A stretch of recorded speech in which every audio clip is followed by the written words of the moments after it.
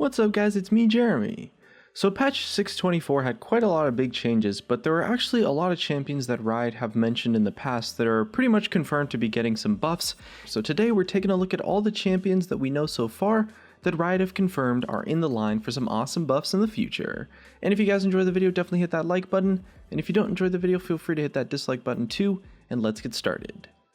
So the first champion on our list is a name that a lot of players might not have heard for a long time, and it is of course Aatrox. So Riot Axes confirmed on the league boards that Riot are indeed looking to ship some changes for Aatrox in the future. As with a bunch of the other champions on our list, the aim was to kinda get the changes out for patch 624, but they were a little bit delayed, they haven't landed yet, which could imply that either the buffs weren't necessarily what they were looking for, or maybe they wanted to go for some more changes rather than just a few simple sort of tweaks and stuff. It looks like the buffs to Aatrox are likely going to be in the form of a mini rework rather than buffs themselves, the mini rework that they've done to Shyvana, something like that. But either way, they're more than likely going to be updating him early next year, so potentially a lot later than patch 7.1 actually. There was a lot of discussion around updating Aatrox as a part of the Diver class update, but now that the mid-season update is looking like it's going to be tanks, it's not surprising that Riot are looking to change him directly a little bit earlier on. So it looks like they want to make Aatrox a little bit more viable for the time being, since right now he's not really played all that much, right? And Freak actually weighed in his thoughts on Aatrox on the League of Legends subreddit, saying that the problem with Aatrox is more that he's kind of just like a bit of a stat stick. There's not a lot of nuance to Aatrox, because this kit is pretty simple, so if Aatrox is ever the best champion in the top lane, it actually kind of sucks for everyone. That highlights a pretty fundamental flaw with the design of Aatrox. He can't really be all that good because of the mechanics that are inherently in his kit, so he can only really be powerful if his numbers are good, and when his numbers are good, it makes him a little bit oppressive and especially boring to play against. The only real solution here is to maybe take him back to the drawing board and tweak his mechanics, so hopefully Riot come up with some pretty awesome improvements while they figure out what to actually do with everyone's favorite Darkin.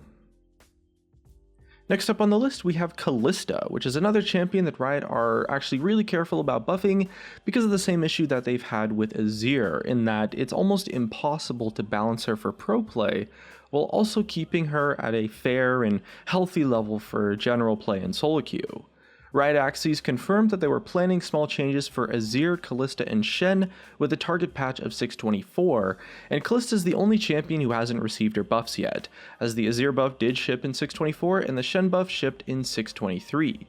Kalista and Azir have a really super difficult time in normal play because Riot have gone so far to just really stopping them from being overpowered when in the hands of professional players who can really abuse the kits, but Riot Axes also confirmed that they've probably got a little bit too far and need to give at least a little bit of the power back so that regular players can still use them without being destroyed. The changes to Azir do give us a little bit of an idea of the direction that Riot could take Kalista, since his changes were focused on mechanics that are not very likely to have an impact on the pro scene. Improvements to his towers doesn't really do anything for pro players who are fighting against him, because they're super unlikely to get caught out by them, whereas in, less coordinated ranked queues, those changes could make Azir feel a little bit better to play. The same's probably going to be done for Kalista changes. They can't entirely buff her damage output or her kiting or her ultimate really, because all those mechanics are just so easy to abuse at the higher levels of play. So we'd expect to see changes that maybe make things a little bit easier for more casual players without breaking her for the pros. Riot Meddler mentioned a couple of changes that they're testing for Kalista, such as mana refund on a single E kill rather than needing to kill 2 minions for the refund, and to also potentially have her Rend allow her to stack spears even when the Rend ability is on cooldown after using the active. Now these changes have apparently been delayed for patch 7.1 though, since Riot had just updated the Blade of the Rune King and Fervor of Battle and stuff, and it's important to see how those changes impact Kalista before they go handing her more improvements after that. Next up we have Nidalee, who has buffs planned for patch 7.1. Riot have actually decided a few days back that they shouldn't really wait all that long to give her a helping hand after really watching her struggle to clear the jungle in patch 623, so they gave her a little bit of a base AD buff to set up her healthier clears. And that change was specifically intended to be like a really safe change for them to push out in somewhat of a short notice, since it's going to help Nidalee no matter how you enjoy playing her, but it's also not likely going to be the last change that Nidalee receives in the near future. Riot reckons that her performance will improve as players figure out the best way to play her in the new jungle, but it's very likely that they'll still find her to be a little bit too weak, especially because of the removal of Strength of the Ages. There's a big divide between new Nidalee players and really experienced ones, of course, so Riot want to hold off just a little bit, or they wanted to hold off just a little bit, and give people some time to adjust to the new jungle before they decide exactly what part of the kit that they need to add power to. She's a little bit simpler to play since Riot removed the dependence on her auto attack resets, but she's kind of an oddball in how she approaches clears, so it's really important that Riot are very patient and just, very clear cut with their changes, because there could still be some really obscure strategies lying around that could make her ridiculously OP if they buff the wrong sort of her kit or something like that. And like with Kalista, Lucian is another underperforming marksman that Riot want to take a look at for patch 7.1 most likely, since they just recently buffed a core part of a marksman's power, which was the fervor of battle mastery. So Riot's new approach to balancing can be a little bit unfortunate for champion mains, since it can oftentimes result in champions being a little bit too weak for a really long time. But overall, I do have to say it's better in general for the game because it means champions won't go from being super weak to super overpowered in just a single patch. They've recently been going with a much more patient approach and making small tweaks here and there, or small nerfs of course, so even though Riot are aware that Lucian should be stronger than he currently is, they really want to see how things change with the buffs to the items and the marksman mastery before they actually target him directly. It's actually a little bit unlikely that any buffs will be made to Lucian in patch 7.1 itself, since Riot does want the time to be able to observe and assess his power, but that could definitely set him up for some nice buffs in patch 7.2, or perhaps some really emergency but also like really safe buffs in patch 7.1, kind of like they did with Nidalee if Lucian's in some pretty serious trouble and really struggling to find his place in the game. As for a spell-slinging AD carry, Lucian brings some really interesting gameplay to the bot lane, but Riot needs to be sure that they put power in the right place so they don't end up making him a 100% pick or ban again like he was in the past, especially in normal play where, players don't have as much of an understanding of how to counter him like the professional players do.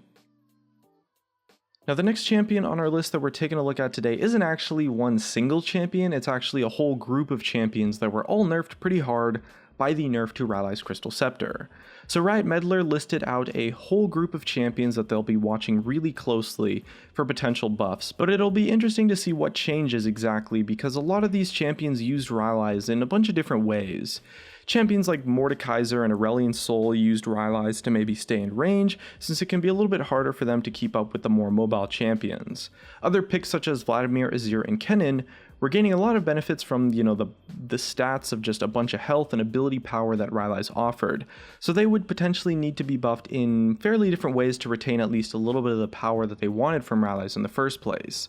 There's also damage over time mages such as Singed, Brand, and Cassiopeia, who were all mentioned, who could potentially abuse the procs for insane slowing power from the single effect.